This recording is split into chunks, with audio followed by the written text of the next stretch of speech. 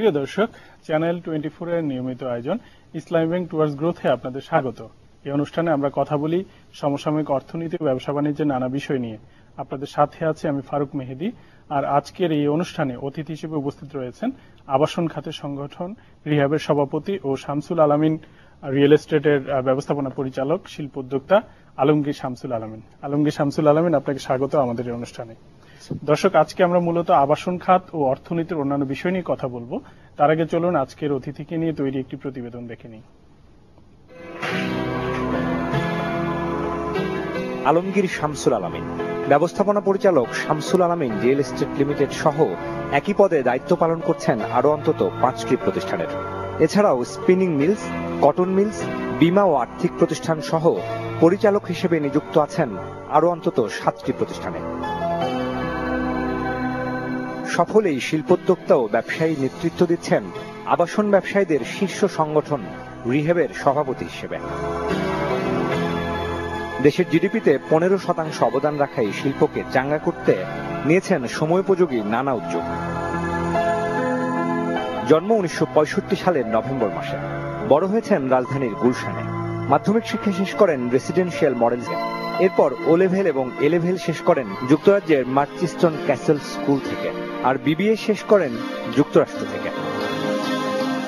পারিবারিকভাবে ব্যবসা বাণিজ্য থাকলেও এই শিল্পোদ্যোক্তা ও ব্যবসায়ীর স্বপ্ন ছিল ব্যবসায়ী হিসেবেই নিজেকে প্রতিষ্ঠা করার। তার নেতৃত্বাধীন প্রতিষ্ঠান শামসুল আলামিন গ্রুপের দায়িত্ব নেয়ার পর দক্ষ ব্যবস্থাপনায় এর আকার বেড়েছে অন্তত 4 গুণ। শামসুল আলামিন গ্রুপে এখন বিনিয়োগ কয়েক হাজার কোটি টাকা, আর কর্মসংস্থান হয়েছে প্রায় 10,000 মানুষের। বিজিএমইএ, বিকেএমইএ সহ যুক্ত আছেন বিভিন্ন ব্যবসায়িক সংগঠন ও চেম্বারের সাথে। সামাজিক দায়িত্ব পালনে নিজ উদ্যোগে হাসপাতাল, শিক্ষা প্রতিষ্ঠান সহ গড়ে তুলেছেন একাধিক প্রতিষ্ঠান। অবসর পরিবারের সাথে কাটলেও সুযোগ পেলেই নিজ সংগ্রহশালা থেকে দেশ বিদেশের চলচ্চিত্র দেখারও সুযোগ খোঁজেন। তার মতে, বাংলাদেশের আবাসন খাত এখন অনেকটাই পরিণত।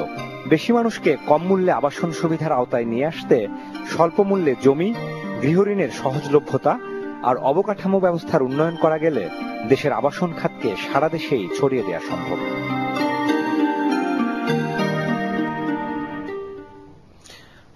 আলমগীর শামসুল আলামিন একজন সফল শিল্পোদ্যোক্তা। আমরা দেখলাম যে আপনার অন্তত 15টি প্রতিষ্ঠানের সঙ্গে আপনি সরাসরি জড়িত এবং যার অন্তত 6টিতে আপনি ব্যবস্থাপনা পরিচালক। তো আপনার যদি আপনার শৈশবের কথা একটু জানতে চাই, যে এই যে একজন সফল মানুষ, তার শৈশবটা কেমন ছিল বা কি হতে চেয়েছিলেন ছোটবেলায়? এখানে কি আমি একটা মানে বেসিক্যালি ইন্ডাস্ট্রিয়াল ফ্যামিলিতে জন্মগ্রহণ করেছি।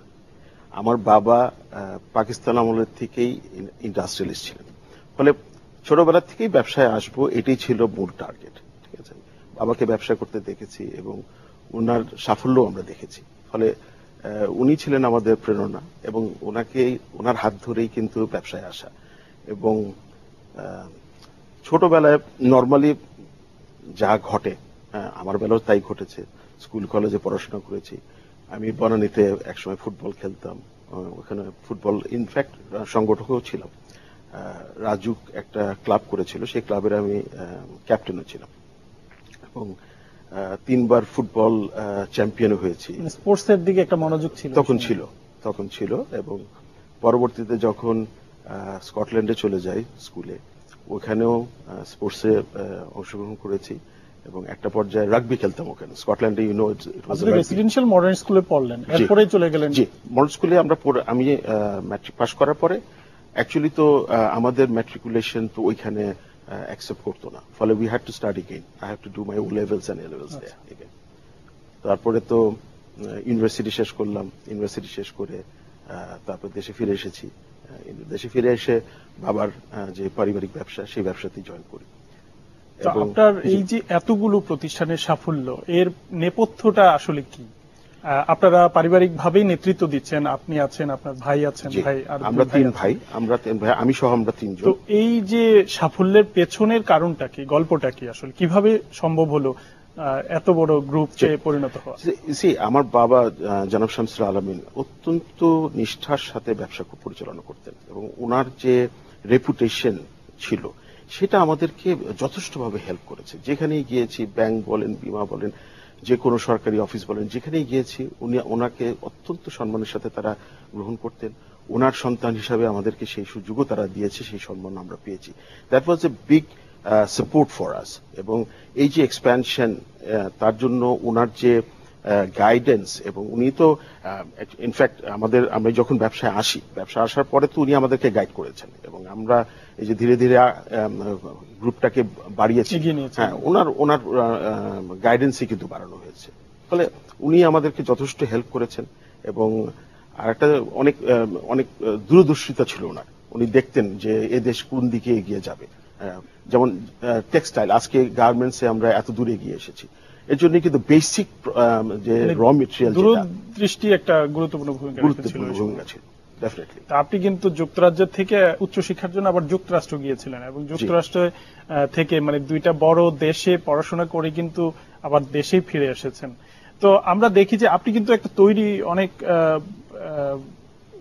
পারিবারিক ভাবে, যেটা আপনি বলছিলেন, প্রতিষ্ঠিত একটা গ্রুপ আপনি কিন্তু তখনই দেখেছেন।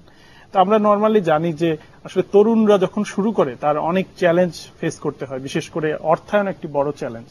তো আপনার এই যে কি মূল্যায়ন হয় যে অর্থায়নের ক্ষেত্রে তরুণরা তো একটা বাধার সম্মুখীন হয়, সেটা কিভাবে আসলে মোকাবেলা করা সম্ভব হয় যদি নতুনদের জন্য it is a big challenge, no doubt about it. হয়তোবা আমি সেই চ্যালেঞ্জটা ফেস করি নাই, because my father had a reputation in the money market, যে কারণে ওই ধরনের বড় ধরনের চ্যালেঞ্জ আমাকে ওই সময় ফেস করতে হয়নি। তবে যারা এখন ব্যবসায় আসতেছে, বা যারা একদম যাদের মানে ব্যবসায়িক পারিবারিক নাই, ব্যাকগ্রাউন্ড নাই, তাদের জন্য কিন্তু বাংলাদেশে ইট ওয়াজ এ চ্যালেঞ্জ। কিন্তু এখন কিন্তু আপনি যদি দেখেন যে ব্যাংকাররাও কিন্তু অনেক উদার হয়েছেন, তারাও কিন্তু বুঝতে পারেন যে না, নতুনদেরকে ব্যবসায় আনতে হলে তাদেরকে সুযোগ দিতে হবে, এবং প্রত্যেকেরই কিন্তু ব্যাকগ্রাউন্ড থাকবে এমন কোনো ব্যাপার না, এবং বড় ধরনের ফাইন্যান্সিয়াল সাপোর্ট থাকতে হবে, বা আপনার প্রপার্টি দিয়ে মর্গেজ করতে হবে। এই সুযোগগুলো কিন্তু আগে হয়তো ছিল অনেক কিছু, মানে চেতো ব্যাংক, কিন্তু এখন কিন্তু অনেক রিল্যাক্স করেছে, এবং নতুন উদ্যোক্তাদেরকে কিন্তু অনেক সুযোগ দিচ্ছে ব্যাংক, এবং বাংলাদেশ ব্যাংকের থেকেও কিন্তু এর জন্য একটা স্পেশাল স্কিমও করা আছে নতুন উদ্যোক্তাদের জন্য। ফলে that helped our new generation to come into the business. আপনি তো আবাসন খাতের নেতৃত্ব দিচ্ছেন, রিহ্যাব একটি বড় সংগঠন, 1000-এর উপরে সদস্য, 1200 প্রায় আপনাদের মানে বিশাল একটা সংগঠন। আবাসন খাত এখন আসলে একটা মধ্যবিত্ত বা সবার ক্ষেত্রেই আবাসনের জন্য একটা সংগঠিত একটা অবস্থান তৈরি করেছে, একটা পরিণত অবস্থায় আছে। তো আবাসন খাতের, বা আমরা যদি বলি আবাসন শিল্পের বর্তমান সিনারিওটা কি, বর্তমান পরিস্থিতিটা কি? আচ্ছা, বর্তমান পরিস্থিতির আগে আমি একটু ব্যাকগ্রাউন্ডটা বলে নিই। আবাসন খাতটা কিন্তু এই দেশে এই ধরনের অর্গানাইজ ছিল না, ঠিক আছে। প্রথম আবাসন খাতটাকে কিন্তু অর্গানাইজ করেছেন প্রয়াত জনাব জহুরুল ইসলাম সাহেব। উনি কিন্তু এটাকে মোর অর্গানাইজ করেছেন। তারপর আস্তে আস্তে 2 যুগেরও বেশি, তারপরে কিন্তু মোর আস্তে আস্তে এদিকে ধাবিত হয়েছে। এবং এই যে রিহ্যাবের কথা আপনি বলছেন, রিহ্যাব ওয়াজ এস্টাবলিশড ইন 1991-এ 11 জন সদস্য দিয়ে, ঠিক আছে। এই 11 জন সদস্য দিয়ে হাঁটি হাঁটি পা পা করে আজকে কিন্তু আমরা এখানে আমাদের 1200 মেম্বার, আর অন পাইপলাইনে আরো প্রায় 40টি সদস্য অপেক্ষা করছেন, তাদেরকেও আমাদেরকে সামনে। সবাইকে তো মেম্বারশিপ করছেন না, এরকম অনেক আছে। আমরা এটাকে স্ক্রুটিনি করি এবং তাদের ব্যাকগ্রাউন্ড চেক করি। ব্যাকগ্রাউন্ড চেক করে যদি আমরা ওরকম ভালো অবস্থা পাই, তাহলেই আমরা একমাত্র তাদেরকে মেম্বারশিপ দিয়ে থাকি। তো এই খাতের ব্যবসা বাণিজ্য যদি বলেন, সার্বিক পরিস্থিতিটা এখন কেমন? জি, সার্বিক পরিস্থিতি জানেন, আমাদের এই সেক্টর কিন্তু মানে সরকার কিন্তু যদি এককভাবে চেষ্টা করে এদেশের 15 কোটি মানুষের জন্য আবাসন করতে পারবে না। আমরা প্রাইভেট সেক্টর থেকে সরকারের পাশে দাঁড়িয়েছি, এবং আমরা এটাকে কন্টিনিউলি আমরা হেল্প করে যাচ্ছি এবং প্রচেষ্টা করে যাচ্ছি। এবং আজকে আবাসন খাত বা ঢাকা শহর যা দেখেন, এর মেজর যে ডেভেলপমেন্টটা, এই ডেভেলপমেন্টটা কিন্তু আমাদেরই মেম্বাররা করেছে, ঠিক আছে। অ্যান্ড এবং গত 3 বছর যেটা দেখছি আমরা, উই সি এ স্লাম, যেভাবে মার্কেটটা বা সেক্টরটা যেভাবে ডেভেলপ করেছিল, সেটাতে কিন্তু এখন ভাটা পড়েছে। গত 3 বছর থেকে আমরা স্লাম দেখছি, এখন কিছুটা ইমপ্রুভ করেছে, but still I will say যে এখনো আমরা সেই পর্যায়ে আমরা যেতে পারিনি যে বলবো যে ভালো অবস্থায় এসেছি। আমাদের বেশ কিছু সমস্যা আছে যেটা নিয়ে আমরা বাজেটের আগেও আমরা অনেক বলেছি, এবং আমরা সরকারের অর্থমন্ত্রী মহোদয় এবং বাণিজ্য মন্ত্রী মহোদয় এবং আমাদের সেক্টরের যিনি মন্ত্রী মহোদয় ওনার সাথেও আমরা এই ব্যাপার নিয়ে আলাপ করেছি এবং কন্টিনিউয়াসলি আমরা আলাপ করে যাচ্ছি। আপনি বলছিলেন যে 3 বছর আগে থেকেই এই প্রবলেমটা মানে মন্দাটা যেটা চলছিল, তো কেন আসলে এই মন্দাটার আবর্তে আপনারা ঘুরপাক খাচ্ছেন? আচ্ছা, মন্দার পিছনে কিন্তু কয়েকটা কারণ আছে। একটা তো সাপ্লাই অ্যান্ড ডিমান্ড, তো একটা ব্যাপার আছে, আমাদের সাপ্লাইও অনেক বেড়ে গিয়েছিল, নো ডাউট অ্যাবাউট ইট। আর সেকেন্ড থিং হচ্ছে ব্যাংকিং ফ্যাসিলিটি সেটা কিন্তু বন্ধ হয়ে গেছে, ব্যাংকগুলো কিন্তু ঋণ দিচ্ছে না। আরেকটা জিনিস নিয়ে আমরা সবসময় কথা বলে আসতেছি সরকারের সঙ্গে, সেটা হচ্ছে কি হাউজিং লোন হাউস লোন সেটা কিন্তু পৃথিবীর সব জায়গায় বা উন্নত দেশগুলোতে এবং আমাদের আশেপাশের দেশগুলোতেও কিন্তু এটা আছে। আমাদের এখানে হাউস ফাইন্যান্স বলে তেমন কোনো কিছু নাই। সরকারি যেটা আছে হাউস বিল্ডিং ফাইন্যান্স কর্পোরেশন, আপনি যদি খেয়াল করে দেখেন হাউস বিল্ডিং ফাইন্যান্স গত 1.5 বছরের ভিতরে কোনো অ্যাপ্লিকেশন রিসিভ করতে পারছে না, because they don't have any fund. তাদের কাছে ফান্ড নেই। আমি ওনার এমডি সাহেবের সঙ্গে কথা বলেছি, ভদ্রলোক আমার সাথে যোগাযোগ করেছেন, কিন্তু ওনার কাছে কোনো ফান্ড না থাকার কারণে উনি নতুন করে কোনো অ্যাপ্লিকেশন জমা নিচ্ছেন না। এখন একটা দেশের যদি এই মধ্যবিত্ত এবং উচ্চ মধ্যবিত্ত যারা আছেন তাদেরকে যদি আপনি আবাসনের ব্যবস্থা করতে চান, তাহলে কিন্তু অবশ্যই একটা ফান্ডিং এর ব্যবস্থা করতে হবে।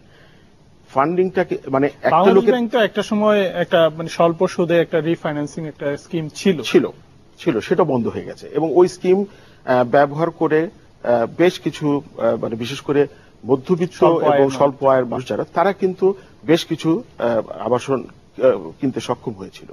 কিন্তু এটা বন্ধ হয়ে যাওয়াতে কিন্তু ওই সেক্টরটা একদমই বিশেষ করে যে ওই সেগমেন্টের লোকজন তারা কিন্তু আর। এবার বাজেটে আপনারা কি প্রস্তাব দিয়েছিলেন? আমরা কিন্তু বাজেটে বলেছিলাম যে একটা স্পেশাল ফান্ড ক্রিয়েট করার জন্য অ্যাবাউট 20,000 crore 20,000 কোটি টাকার একটা স্পেশাল ফান্ড আমরা চেয়েছিলাম থ্রু বাংলাদেশ ব্যাংক, যেটা ওই রিফাইন্যান্সিং এর মাধ্যমে, যেটা অতীতেও ছিল অনেক বড় একটা ফান্ড। সেটা কি অ্যাকচুয়ালি কিন্তু 20,000 কোটি টাকার ফান্ড কিন্তু খুব একটা বড় না এই সেক্টরের জন্য।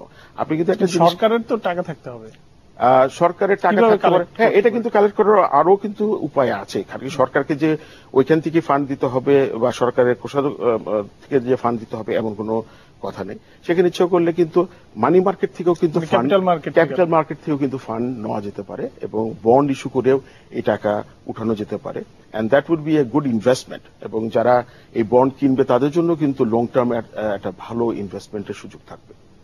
এমনিতে বাজেটে যে আপনারা প্রস্তাব দিয়েছিলেন সেক্ষেত্রে আমরা বাজেট দেখলাম, কি আপনাদের সেই প্রত্যাশা কতটুকু পূরণ হয়েছে? জি না, আমাদের সেই প্রত্যাশা পূরণ হয়নি। তবে কিছু কিছু জায়গায় আমাদের কিছু কিছু ট্যাক্স কমিয়েছে, কিন্তু সেটাও যথেষ্ট না, কারণ আজকে মার্কেটের যে সিচুয়েশন সেই সিচুয়েশন অনুযায়ী এটা যথেষ্ট না।